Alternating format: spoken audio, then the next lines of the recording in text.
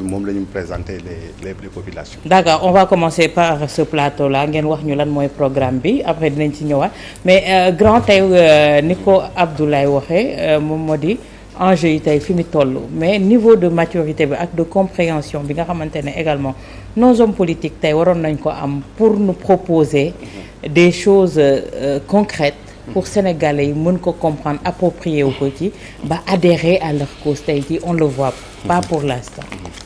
Tout à fait peut-être que woy politique yi xam surtout façon bi nga xam ni noonu la ñu opposé au Sénégal opposition bi jéem a xam ni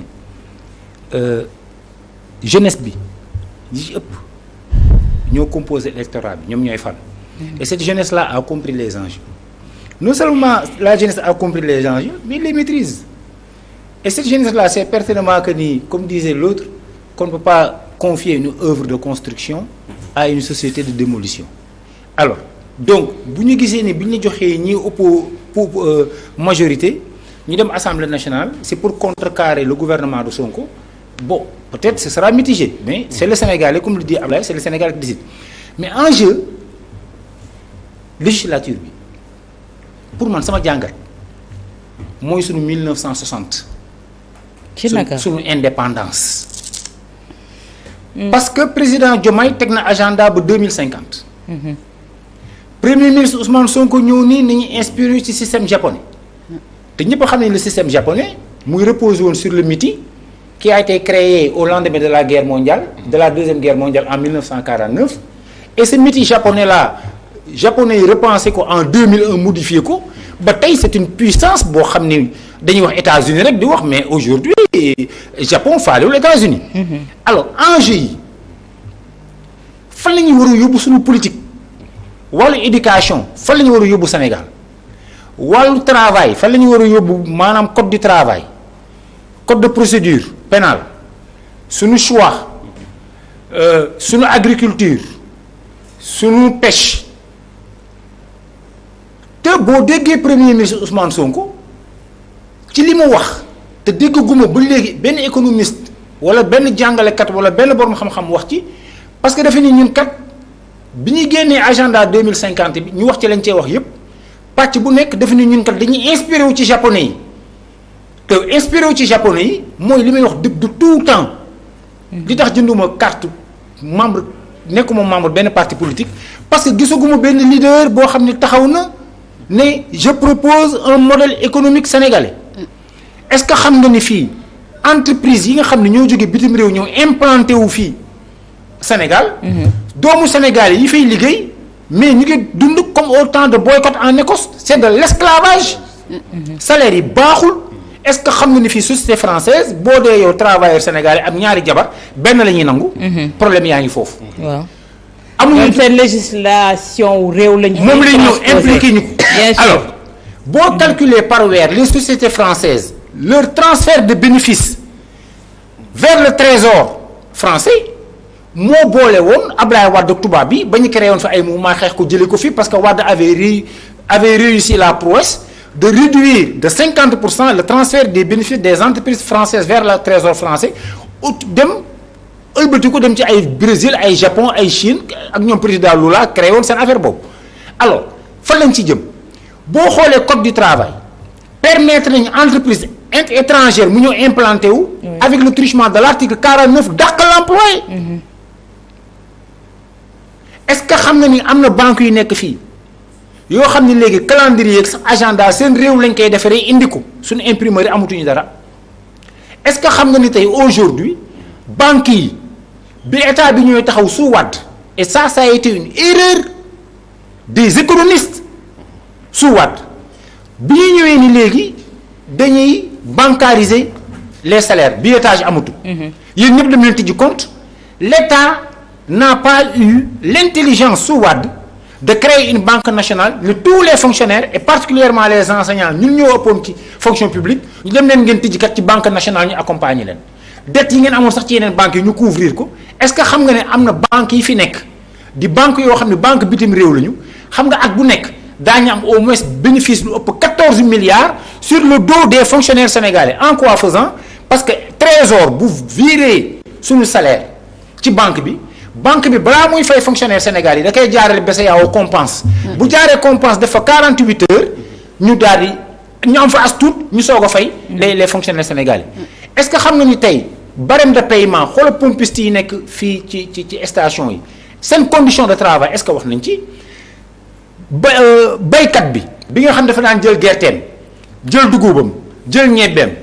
transformation Sonacos ñu jël gerte gi jaay ko bitim réew la Senghor doon wax.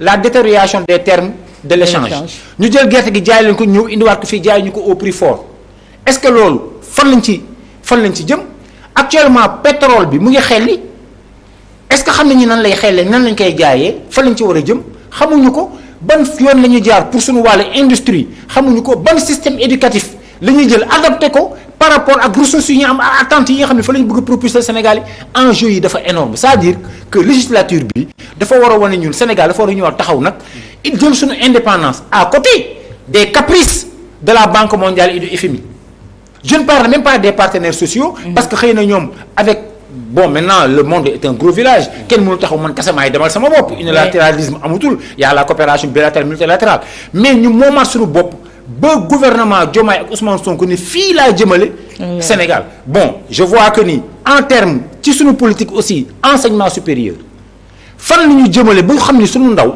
boo defee jardin d'enfants jàng toto tàpp paate ba ñëw classe CM2 ba ñëw BFEM xale bi sax bu génnee BFEM dana am lu mu mën a def ban orientation lañ ko mën a teg am na ñoo xam ne tey jii tey daañu jàng ba dem université ay scientifique la ñu de bac S technique foofu la ñu université la ñu soog a gisee la mooy microscope optique fa la ñu gisee luy éprouvette fa la ñu gisee luy kii gradué li nga xam ne dañ la koy jàngal en 4e physique chimie en 3e physique chimie la mise en évidence du sucre xaw ma de lan glucose avec la liqueur de Feeling dañ koy dégg ni en théorie mais en pratique pratiqué wuñu ko waaye léegi nan nga bëgg enseignement théorique ñëw théorie fa la ñu war a jëm dañu bëgg def industrie waaw bu ñu bëggee def industrie ñu ne woy léegi Sénégal am na pétrole am na gaz industrie mos naa ci werante ak Abdoulaye nee naa ko mënuloo def industrie amoo production fan la ñuy jëm ci suñu politique agricole tey boo xoolee politique agricole lan la ñuy bay Sénégal ñebbe mboq dugub gerte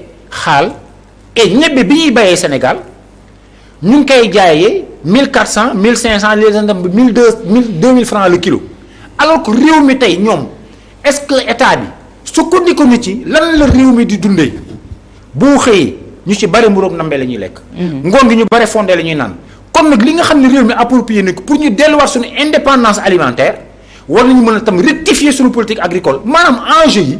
dafa bare suñu budget bi ñuy voté budget bi bu ñu ko voté fan lañ ko war a dugal. la sincérité du budget donc la sincérité du budget. ba pare nag taxaw ne leen nag fii ñu jëm ci 20 ans yi 15 ans yi 30 ans yi. ligne bi mooy ligne Sénégal bu neexee bailleur de fonds FMI ñun fii la ñuy jaar bu neexee banque mondiale ak naqadi ko fii la ñuy jaar France mi nga xam ni tey mënuñu bàyyi France parce que kenn waxul ni bàyyi leen France mais ñu redéfinir relation yi ak France maanaam enjeu yi dafa énorme ba nga xam ni secteur bopp boo xam ne mu ngi doxal réew enjeu yi énorme loolu nag ay débat de fond la yoo xam ni bëgg nañ ci benn assemblée nationale boo xam ni avec des gens yoo xam ne demuñu fa rek pour dàggasante demuñu fa pour xastante dañuy dem indi ay proposition ay contre proposition parce que lii buñ ko raté ça n'est fini. Abdoulaye suñu déggee doyen li mu wax enjeu yi énorme mu mel ni comme ni mu ko waxee dañu war a jëlaat suñu indépendance parce que jëluñu ko woon boobu ba léegi on est en retard ci beaucoup de choses tey jii mais comment sonner cette rupture bu fekkee ne tey jii anam gi ñu doon falee nos députés noonu la ñuy continuer di leen fale est-ce que changement du am également pour les aider à comprendre les lois yi nga xamante ne ñoom la ñu nar a légiférer foofu pour doxalinu réew mi ndax mesurer wuñu wala peser wuñu ñoom charge bi ngàllu ci seen doon. waaw député des fois da ngay naan ñu bari ci député dem nañu assemblée mais xamuñu dëgg-dëgg lan moo di seen rôle. parce que tamit bi nga ne ndaw réew mi nga. c'est comme ça on dit représentant du peuple ndaw réew mi. su dee yow ndaw réew mi nga da nga jóge ci koñ da nga jóge ci circonscription da nga jóge ci département da nga jóge ci région mais au-delà tu dois avoir une vision nationale. maanaam lu xew ci circonscription yooyu waaye lu xew à l'échelle nationale war nga ci mën a addu parce que tu es le député du peuple mais am na ñoo xam ne demuñu fa en réalité pour def dëgg-dëgg seen liggéey parce que xamuñu seen rôle tey jii nga gis député boo xam ne dañ koy jox projet de loi xam ko tey jii assistant parlementaire bi war yaa ngi dégg sociologue à ses côtés anthropologue sax à ses côtés yooyu yëpp dafa am solo pour que député bi war a mën a mesurer la plénitude du rôle qu'il doit jouer et assumer véritablement et assumer malheureusement c'est loin d'être le cas booy dee xool débat yi léegi da ngay gis ni en réalité comment minoriser l'autre par l'invective moo si ëpp comment minoriser l'autre par l'invective y a pas de débat tey jii loo fay jàngat tey ñi kii def recherche par rapport véritablement sujet de mémoire doctorat lu mu war a jàngat am loo xam ne par exemple sur le plan de la République dans son entièreté dans sa globalité la ko war a bind mais boo bëgg a sukkandiku si benn institution bu mel ni Assemblée nationale biir Sénégal si li fi jot a xew si récemment si législature ñaari législature yu mujj yi mais problème lay doon en réalité donc législature bi xëy na tabb bi c'est trop tôt mais déggoo réforme yi war nañ si xalaat loolu sax ça permettrait ñu war a mën a anticiper sax sur la réforme des partis politiques mais conformément à la révision constitutionnelle de 2016 parce que tey mi ngi si biir constitution bi la modernisation des partis mais le contenu c'est quoi monsieur Ba le contenu c'est quoi la démocratie oui mais elle doit souffler mais la démocratie ne signifie pas également anarchie anarchie boo xam ne wax dëgg saa bu jógee rek Doudou Pathé kii parti politique yoo xam ne Pape Amadou mooy président du parti soxnaam mooy président du mouvement national des femmes donc taawam bu jigéen mooy président des jeunesses xam nga seen saalu kër mooy seen permanence moom bu bindee jabar ji liir doom ji di tiire après ñu defaree le secrétariat exécutif du parti s'est rassemblé alors que ñoom ñett ñoo ko waxtaanee comb après nga xëy ñu nommé kenn mais on en rit mais le mal est profond mais c'est cela la réalité c'est grave c'est cela la réalité dans ce pays-là pour lan parce qu'en réalité on est à la recherche permanente de strapontin on est infecté par les virus des prébendes et des sinécures loolu moo fi nekk donc je pense que yooyu yëpp war nañ ko remodeler changer ko dem des réformes parce que tey am na parti yoo xam ne par rapport à des jeux de combinaison mënuñu former un grand parti mais ñun dañoo am problème mu jiit c'est-à-dire que su ma jiituwul rek daa baaxul. voilà c'est le problème que nous avons. man su ma jiituwul rek daa baaxul. mais kii maa ko ëpp xaalis mais kii maa ko ëpp diplôme mais kii oto yi muy dawalu ko. mais kii mbasin kii jesner yi may solu ko mais esprit boobu moo dem.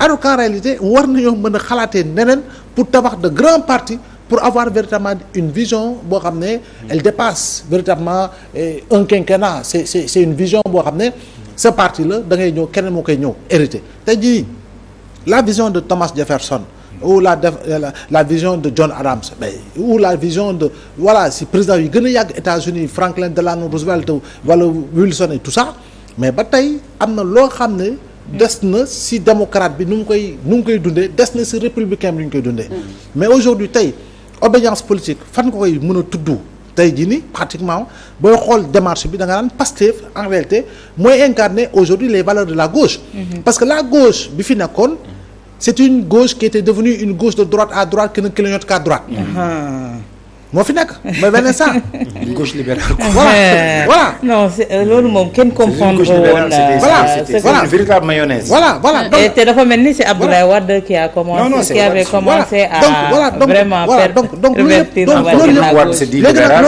il a voulu être travail yooyu yëpp dafay am répercussion malheureusement sur le bon fonctionnement des institutions par rapport ak rôle bi nga xam ne nit ko koy jouer tu vois certains même ne comprennent pas le rôle du député parce que j'entends dans la campagne ñoo xam ne dañuy def promesse yoo xam ne da nga naan kii xanaa dafa jaawale présidentielle ak législative tu vois parce que promesse yu muy def ce n'est pas le rôle dédié et dévoué à l'Assemblée nationale bokkul parce que moom peut-être que moom comprendre réellement lan moo di rôle du député moo tax il faut impérativement que ñu gisee ko noonu gis nga yow yaa ngi cité sànq yenn dëkk yi mais tu penses Singapour c'est une cité-État aujourd'hui xool Singapour nu mu développé et Singapour je crois ay 64 65 à peu près je crois bien la jëlee indépendance comme ancienne colonie de l'Angleterre du Royaume-Uni mais xoolal tey fi mu toll mais les anciennes colonies britanniques tey ci ñooñu dañ leen bàyyi ñu demal seen bopp mais ñun ñi nekkoon ci jugu France cette perfusion là a trop duré mais loolu on peine à décoller mais xam nga loolu ku jàng histoire di nga farlu ko xam nga c'est dû malheureusement si li nga xam mooy direct rule indirect rule. c'est-à-dire que modèle de colonisation bi. direct rule indirect rule. parce que daf ñoo jàpp ba nga xam ne bon ñun on s'identifiait benn instant la France. je pense que léegi mentalité yi mu ngi changé. donc ñun vision boobu tant que amuñu ko.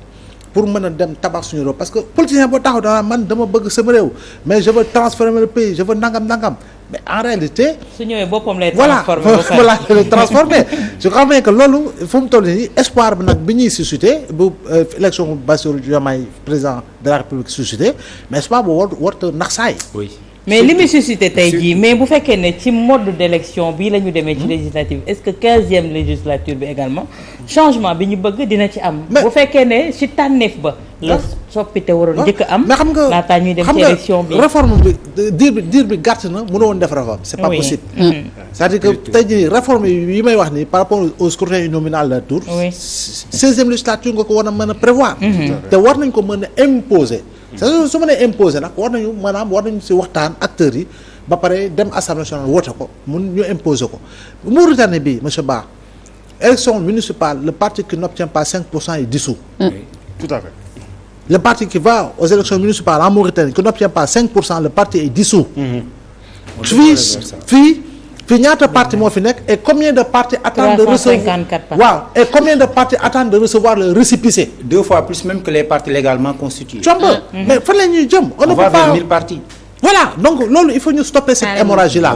politiciens yi quand je dis politicien mais du ma ne le politique parce que le politique dafa am beneen définition.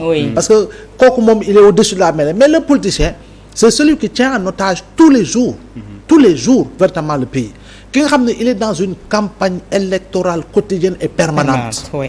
tey jii nii man je pense que bu ñu jógee si législative dina changer tuuti. pourquoi parce que la seule élection bi nekk suñu kanam municipale la. de 2027 lay doon. alors que 84 ba yu mujjee 2022 on n'a jamais respecté la date des municipales. xaw ma nag fii naka la ñu si waxtaanee ndax dañu koy. maintenir wala dañu koy dàqaat pour véritablement am. comme dans d'autres pays les élections générales. Les élections générales dans certains pays il y a ce qu'on appelle les élections générales. C'est la même période municipale, régionale, présidentielle. Après voilà, on en termine. C'est fini.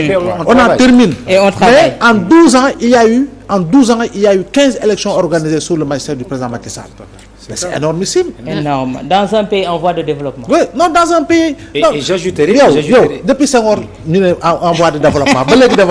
Et j'ajouterai. Les mots là, c'est une désorientation sémantique. Tout à fait. Je dis encore une fois, on ne peut pas, Papa Amadou, excuse-moi, de 60 à maintenant, on nous dit pays en voie de développement. Mais on se développe par parce qu'on n'a pas de modèle. On n'a pas dire qu'on n'a pas de référentiel. Mais depuis 2 ans. Mais tu sais, maintenant, on en a. Parce que je dis, c'est une chance. C'est pourquoi j'ai dit, il ne faut pas arrêter ce cap-là. L'approche endogène de l'économie. Je dis, l'approche endogène de l'économie. mu bari loo xam ne fii nga koy mën a tibbee c'est possible. Je te dis ba ñëw soxlaa tabax Massalikul Jinaan kan moo ko tabax. Les gens ont fait du fundraising. Récemment, quand on inaugurait la grande mosquée de Tivaouane, qui l'a construit, ce sont les talibés et les musulmans qui ont cotisé. C'est du fundraising. Au-delà du fundraising, il y a le crowdfunding que les gens peuvent faire. Comment on dit, le patriote bon c'est ça, non? Ouais. Mais justement. raay bi Diourbel la yemoon. Je vous dis. bu ñu bëggee andi kii bi sëñ Modou Moustapha moo génne ak ñenn ñi war a génne voilà ñu xëcc raay bi ba Touba. mais je pense que tey jii idée boobu Abdoulaye tey nos dirigeants actuels am nañ ko parce que quand Ousmane Sonko doon plaider le modèle économique mouride yàgg na tey ñu indil ñu ne les émigrés ñu créer leen j'ai oublié le nom. Il faut même une banque nationale. Oui, mais je vous dis, il faut une banque nationale. La banque nationale. Vous savez, banque nationale, au vrai absence du terme. Ce que nous perdons. Vous vous rendez compte, quand vous prenez 14 milliards par 5 banques, ça te fait à peu près 14 par 5, ça te fait 70 milliards. Oui. Pour renforcer le PIB d'autres pays. Et c'est au Sénégal qu'ils tirent ces 70 milliards de bénéfices. Sur les fonctionnaires sénégalais. Sur les fonctionnaires du les employés du privé, vous et moi et les autres. Maintenant, il y a un aspect qu'on ne devrait pas occulter. Ce nouveau régime, il ne faudrait pas qu'il manque de courage politique. Pour faire quoi? Pour la réorganisation des partis politiques. Ablaye, l'école du parti. Comment un parti politique qui se dit parti politique n'a pas une école de formation? L'école du parti, chaque parti créé, jeunesse libérale, jeunesse apériste, jeunesse patriotique. Il nous faut une école du parti pour chaque formation politique, c'est-à-dire réorganiser les formations politiques. Vous parlez de 5% en Mauritanie. Nous sortons d'une présidentielle. Les gens qui bouchent le trou les oreilles des Sénégalais chaque soir, ils ne sont même pas parvenus à avoir 2%. Et pourtant, ce sont ces gens-là qui, à longueur de journée, à travers la presse, mais vraiment... Je vous dis, maintenant, il faudrait non seulement insister, réorganiser ces partis, aller à des élections.